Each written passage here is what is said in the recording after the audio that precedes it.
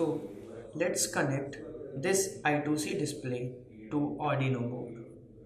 For this, I am using these connecting wires to connect this.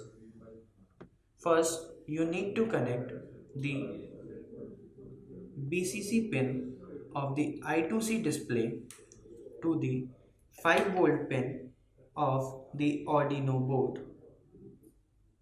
So you can simply connect it. Now I will connect the ground pin.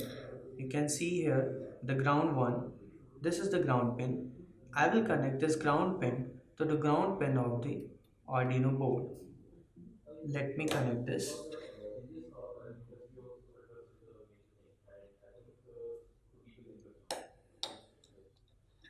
Now I will be connecting the pin number 4, that is your SDA pin. This is the SDA pin of the I2C display. This pin will be go to pin number A5 of the Arduino board.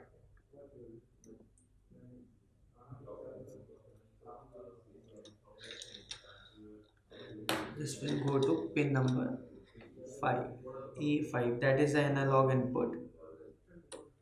And now the HCL pin, that is serial clock pin, will go to the pin number A4 of the Arduino board.